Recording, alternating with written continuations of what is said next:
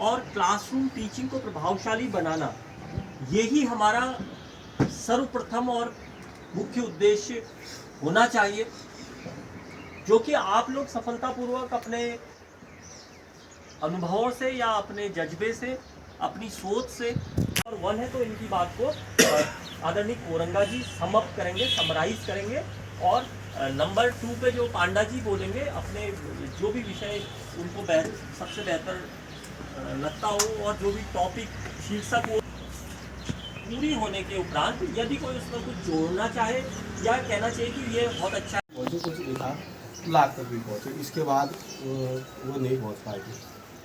तो ये उनको ज्ञान देना था मुझे। तो जब हमने ये सब किया मिलकर, तो देखा कि सबसे ज़्यादा मेरे पास हो रही है। तो अब दोबारा से मैंने जब संख्या लिखी वो दूसरे दिन जाके, तो सबने सबसे बड़ा स्थान वो चुन लिया कि सर मेरा ही। और इसमें एक चीज़ ये भी हो रही थी सर कि जब मैंने उनसे कहा कि आप लोग एक एक अंक चुन लीजिए, तो कोई बच्चा ऐसा कर रहा था कि सर मैंने 9 ले लिया है तो दूसरा 9 नहीं ले रहा है। तो मैंने कहा नहीं, कितने भी बच्चे कोई भी अंक ले सकते हैं। तो जब दूसरी बार हमने किया उनको बताने के बाद, तो सबसे बड़ा स्थान उन्होंने चुना। वो आज तक हमारा ठीक है, ठीक चल रहे हैं। कुछ बच्चे अभी भी पढ़ा रहे हैं। तो अब हमने उसको सिखाने के लिए सर कॉलम बनाए बोर्ड में ही। रिसेंटली हमने ये किया है, कॉलम बनाया, और कॉलम में हमने उनको कहा कि 2.5 सैकड़ा हज़ार, आप एक एक कॉलम में एक एक लगती है, और जैसे ही 10,000 आता है तो आप दोनों संख्या 1000 और 10,000 जहाँ एक जैसे शब्द आ रहे हैं इनको साथ में सर्किल कर दीजिए। तो उन्होंने सर्किल करना शुरू किया। तो जैसे सर्किल करना शुरू किया तो वहाँ पर वो 10,000 और 10 लाख अब पढ़ ले रहे हैं सर। उसके बाद हमने कॉमा लगाना बिना सर्किल किए। किसी चीज़ की प्लानिंग कर रहे होते हैं तो कुछ ना कुछ उसके बारे में, उसके इफेक्टों के बारे में हम अवश्य चिंतन करते हैं। तो मैं अपने विद्यालय में जो अपना टीचिंग का जो अपना मेथड्स है उसको मैं फोकस करता हूँ, क्योंकि बुनियादी साक्षरता एवं संख्या ज्ञान पर ही हमने ज़्यादा फोकस किया हुआ था। तो हमने कक्षा 1 और 2 यहीं से हमने प्रारंभ करना चाहा कि मूल जड़ तो यहाँ से शुरू हम करेंगे तो आगे की 3, 4, 5 को स्वतः ही जो है सीढ़ी मजबूत होगी। तो जो मेरा प्रथम प्रयास था भाषा शिक्षण में अपने विद्यालय में कि 1 और 2 को ही सबसे ज़्यादा फोकस किया, कि ताकि ये आने वाले अपने क्लास जब परिवर्तन होगा तो ये कुछ न कुछ वहाँ पर अपना आउटपुट अच्छा देंगे। तो इसके लिए जो हमारे पास जो विद्यालय में जो निपुण की तमाम साहित्य है उसका मैंने भरपूर प्रयोग किया, और आने वाले जो नया शैक्षिक सत्र है इसके लिए भी 2 या 3 महीने की मैंने प्रोग्रामिंग कर लिया कि अब इस बेस पर हम आगे का शिक्षण कार्य करेंगे। तो सबसे पहले भाषाई कौशलों की हमने विकसित करने की जो हमने प्रयास किया अपने विद्यालय में, निपुण की जो पुस्तिका है, अभ्यास पुस्तिका, इसी से हमने प्रत्येक जो अक्षर है उसी से हमने इसको आगे बढ़ाया, और उसका मेरे को आउटपुट बहुत अच्छा मिला। क्योंकि जब हम किसी मौखिक भाषा को हम विकसित कर रहे हैं तो उनकी भाषा में हमने अपनी ओर से कहानियाँ जोड़ी, तो उसमें जो कहानियाँ जोड़ी तो बच्चे अपने आप ही उस वातावरण से जानते हैं कि हाँ हाँ ये कहानी चल रही है करके, तो उनको पता। फिर जाते हैं हम उस शब्द को जो मौखिक भाषा की ओर हम ले गए कहानी के द्वारा, तो उस शब्द की ओर हम गए।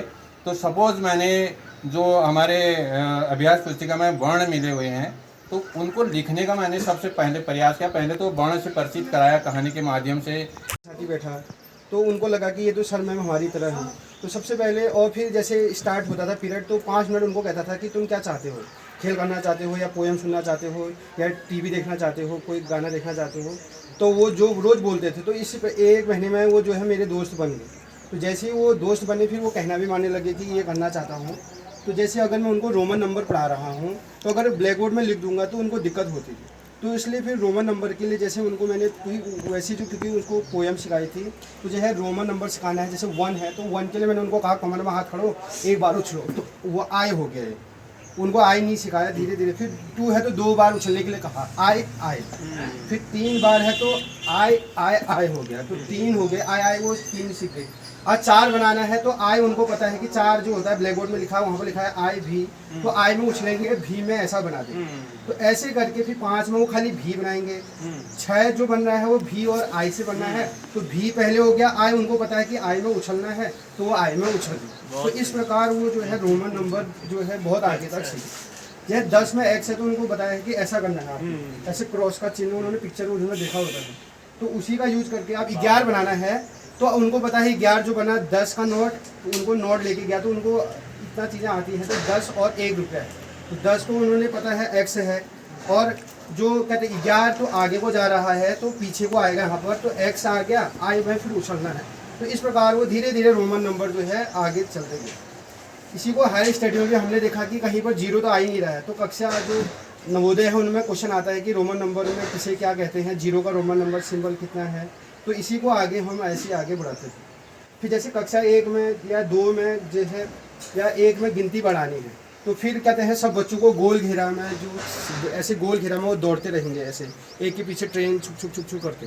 फिर कहा बीच में अपना खड़ा हो गया, किसी बच्चे को खड़ा कर दिया, बोल भाई कितने, वो कहेंगे आप चाहो जितने, फिर बोल भाई कितने, वो कहेंगे आप चाहो, फिर मैं कहूँगा 3, तो 3 बच्चे जो है एक साथ झुंड बना देंगे और जो 3 नहीं बना पाएगा वो आउट हो जाएगा। तो उनको बता भी दिया 1 2 3 ऐसे करके, तो इसी बहाने वो 3 2 5 ऐसी गिनती जो है सीखते रहे। अब जो है घड़ी वाला मैंने देखा कि घड़ी वाले चैप्टर में उनको डायल बनाने में भी बहुत दिक्कत होती है और घड़ी देखने में, तो इसके लिए भी हमने जो है पोएम बनाया।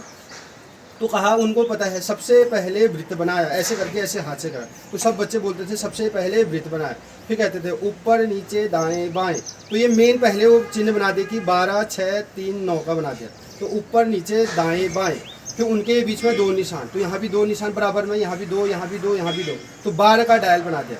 फिर सबसे ऊपर 12 लिखा, फिर वो पोएम है 1 2 बगल में सू 3 4 सड्डा डोर, ऐसे करके वो जो है 12 तक गिनती लिख देते हैं। फिर उसमें फिर उनको बताया कि जो घड़ी की सुई मेनली 2 ही चीज़ होती हैं, घंटे और मिनट की, तो उनको बताया कि जो घड़ी की सुई है मोटा भाई है वो, तो मोटा हूँ पर छोटा हूँ, उनको बताया मोटा हूँ पर छोटा हूँ, और ये मोटा भाई है तो ये ज़्यादा दौड़ेगा नहीं और ये मोटा है तो वो एक ही जगह पर खड़े रहेगा, जहाँ पर होगा उतना ही टाइम 2 में है तो 2 ही बजाएगा, 3 में है तो 3 ही बजाएगा। अब जो दूसरा है पतला भाई, वो फिर वो कहेगा इसका अपोजिट हो जाएगा, इसी बहाने बिलोमी बता देंगे उसको, पतला हूँ पर लंबा हूँ, पतला हूँ पर लंबा हूँ, फिर वो कहेंगे कि ये पतलू भाई है कहेंगे, क्योंकि उन्होंने वो खाया होता है मोटू पतलू और वो भी चीज़ देखी, तो मोटू पतलू हो गया। फिर हम इनको बताते हैं कि जो मोटू भाई है वो पतलू भाई को डराता है, तो पतलू भाई जो है अकेले नहीं आते हैं, वो अपनी मम्मी के साथ आते हैं। बच्चे कहते हैं मम्मी कौन है, तो हम बताते हैं कि मम्मी जो है 5 का टेबल है इसका। तो इस प्रकार वो जो है घड़ी बनाना यहाँ से सीखी। बहुत बढ़िया। फिर है इवन नंबर बताने के लिए, हम और नंबर बताने के लिए उनके हाथ में, जैसे दायां हाथ है तो यहाँ पर लिख देते हैं EVEN, ये लिख भी सकते हैं नहीं भी लिख सकते हैं, और यहाँ पर मार्कर से लिख देते हैं 0 2 4 6 8, यहाँ लिख दिया 0, यहाँ 2 4 6 8, इस हाथ में लिख दिया 1 3 5 7 9, और यहाँ लिख दिया और नंबर, फिर ऐसे कर दिया। फिर उनको बताया कि इकाई पे जब 0 2 4 6 8 आता वो सम संख्या कहलाता। अब कितना भी बड़ा नंबर देंगे, जैसे उनको कोई भी बड़ा नंबर सोच सकते हैं 2 3 4 7 8 3, अब उसको बच्चे को कहेंगे कि इसका जो लास्ट नंबर है वो क्या है, इकाई तो का नंबर। हाँ इकाई का नंबर, तो लास्ट में देखेगा तो 3 बताएगा। अब वो 3 उसको पूछेंगे कि 3 किस हाथ में है, तो 3 वो ऐसे देखेगा तो इसमें है सर कहेगा, इसको कौन कहेंगे ODD, तो ये और नंबर है, तो बता देता है कि इतना बड़ा नंबर और नंबर है। तो इस प्रकार और नंबर इवन नंबर वाला जो है चैप्टर थोड़ा बहुत हम आगे चले जाते हैं। ऐसी ही जो है अब बड़ी कक्षा में ऐसी जो है ताने होते हैं, तो फिर वही पुराना चीज़ कहते हैं उनके साथ ही जोड़ते हैं, सर्कल सर्कल सर्कल, खाली मुंह से बोलते रहा सर्कल सर्कल सर्कल। फिर उनको कहा मम्मी की बिंदी सर्कल, हिंदी वाला टॉपिक लागे। फिर ऐसे ही बताया कि पापा के जो है सिक्के सर्कल, तो वो सर्कल ऐसे वो जोड़ते रहते हैं कि कहते हैं टायर है सर्कल, महेश का क्या कहते हैं स्कूटर का पहिया है सर्कल, ऐसी ट्रायंगल ट्रायंगल ट्रायंगल। फिर कहते हैं वही में बता दिया कि जैसे कक्षा 1 में केतन है तो केतन के पापा के ब्रेड पकौड़े इस ट्रायंगल, ऐसे करके जो है उस शेप जो है जाने लग जाता है। मैड एंगल्स भी आता है। Bingo mad angle, Bingo mad angles. और उस ब्रेड पकौड़ा खाते हैं तो ब्रेड पकौड़ा भी कहते हैं। हनुमान जी का झंडा देखते हैं तो उसको भी कहते हैं। तो इस प्रकार से वो कहते हैं। फिर कौन सिखाना है या और भी जो है बड़ी सीख, तो बर्थडे का है वो स्कूल में रोज़ बर्थडे सब मनाते हैं और या आइसक्रीम खाते हैं, तो इस प्रकार से वो ये करते हैं।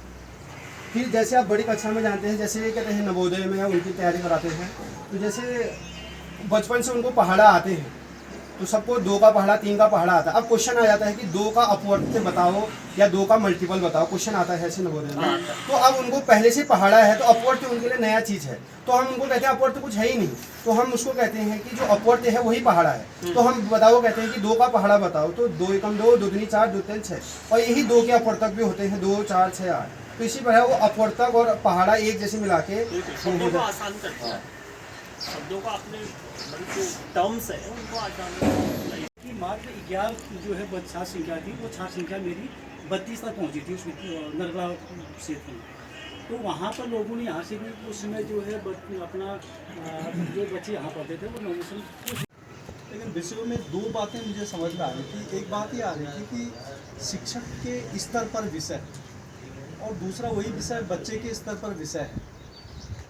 तो एक चीज़ के लिए तो तय हो गया है, कुछ चीज़ें बच्चे के लिए तय हो गया है, अब वो हमें लर्निंग आउटकम के तौर पर चीज़ें दिख रही है कि भाई बच्चे के लिए ये एलोज है सब्जेक्ट वाइज, ये बच्चे को आने चाहिए। तो मैं फिर दूसरी तरफ ये देख रहा था कि शिक्षक के लेवल पे क्या, मतलब एक शिक्षक के तौर पर अगर मैं कहीं पर शिक्षण कर रहा हूँ तो बच्चे के स्तर पे तो मेरे पास विषय है और उसके लर्निंग आउटकम है, ये मुझे उन्हें देने, बट शिक्षक के स्तर पर मेरे लिए क्या हो सकता है वहाँ पर। तो फिर मैं ये सोच में रहा था कि ऐसा मैं क्या करूं कि ये एलोज, एक शिक्षक के रूप में मैं ऐसा क्या करूं कि ये एलोज बच्चे को आ जाएं और विषयों के हिसाब से। तो फिर ये समझ में आ रहा था कि इसमें प्रैक्टिस निहित है, जो आप लोग बोल रहे थे मैं वहाँ कनेक्ट कर पा रहा था कि कुछ बातें तो हो रही हैं, ये प्रैक्टिस की ही बातें हो रही हैं कि अगर मैं ये प्रैक्टिस कर दूँगा और अच्छे से सही प्रक्रियाओं को ध्यान में रखते हुए अगर मैं एक शिक्षक के रूप में अपने विद्यालय में अपने बच्चों के साथ ये 4-5 प्रैक्टिस, ये 10 प्रैक्टिस गणित के अंदर अगर करता हूँ तो मेरे बच्चों को FLN आ जाएगा।